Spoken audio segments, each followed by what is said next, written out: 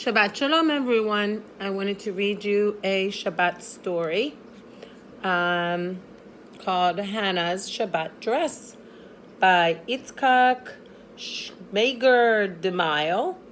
That means that is the author, the person who wrote the story. And the illustrator, or the person who drew the pictures, is Ora Eitan. Hannah's Shabbat Dress.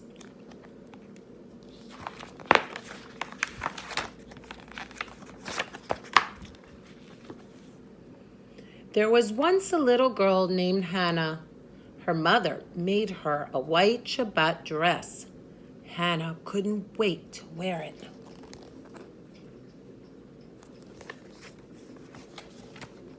On the afternoon before the Shabbat, she took a bath and then put on her new dress.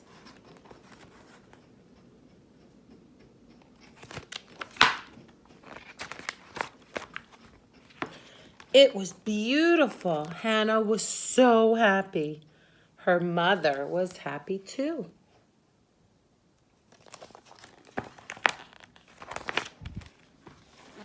Then Hannah went outside. Just past the gate, her dog, Susie, ran up. Woof, woof, barked Susie. Look, Susie, look at the new Shabbat dress Mama made for me.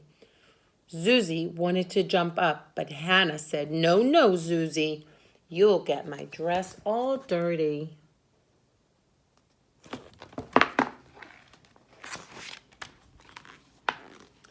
She went a little farther and met Edna, the cow.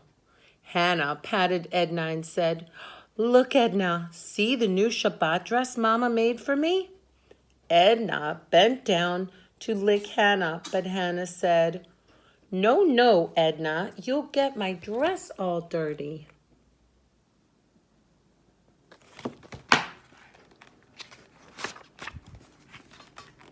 She walked a little farther. Just as she turned around to go back home, she saw a man coming out of the forest.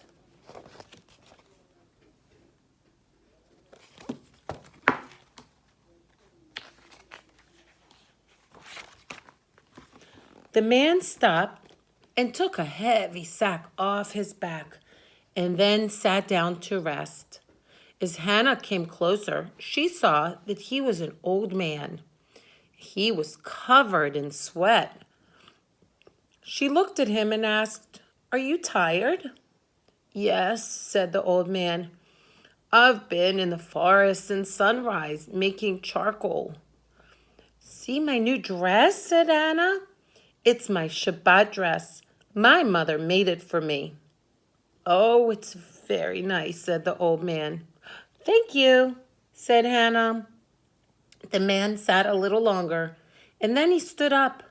The sun had almost set. He said, The Shabbat is near, and I must be on my way. Then he put the heavy sack of charcoal on his back and started off with slow, heavy steps.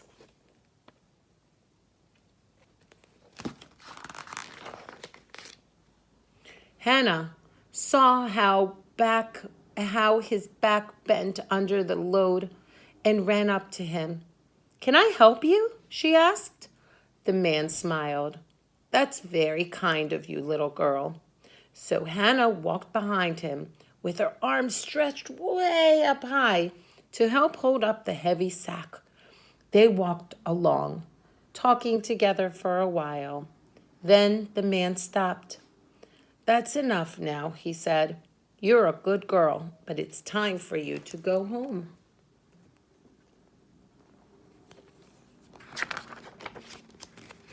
So Hannah turned and skipped happily down the road until she looked down and saw her Shabbat dress. But what is this? There was black spot here and another one there and another and another. Hannah's dress was covered with black stains from the charcoal maker's sack. Oh, the dress was ruined. And on the very first day she wore it. Poor Hannah. Hannah burst into tears. When twilight fell, Hannah was still on a rock crying, all alone in the field.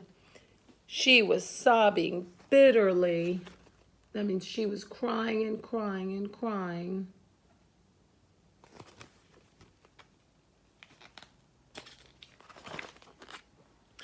The moon looked down and whispered in a voice that only Hannah could hear.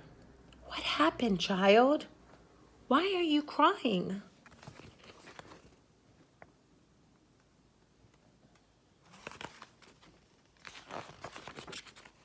Hannah could barely speak. She pointed to the black spots on her new dress. "Look, moon," she sobbed, "my Shabbat dress." The moon looked, and then he asked in a voice that only Hannah could hear, "Are you sorry that you helped the old man?"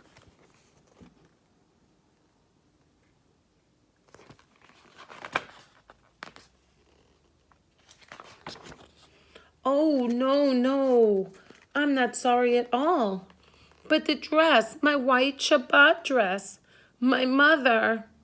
Then the moon glowed brightly and whispered, "Don't cry, child. Go home now and don't worry about your dress. All will be well."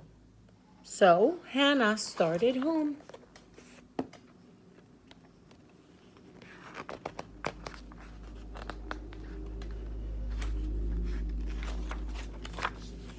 As she walked along, the moon followed her. Moonbeams flooded down and touched the dress.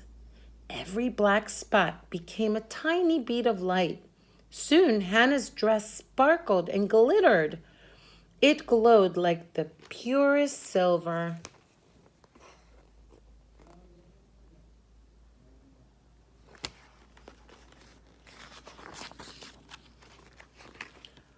On her way, she met her mother.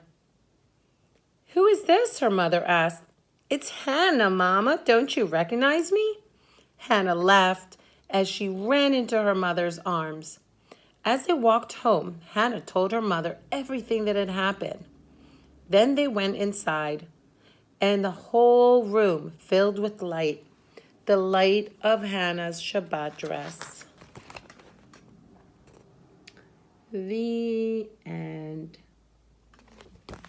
Shabbat Shalom, boys and girls. Have a wonderful and safe weekend.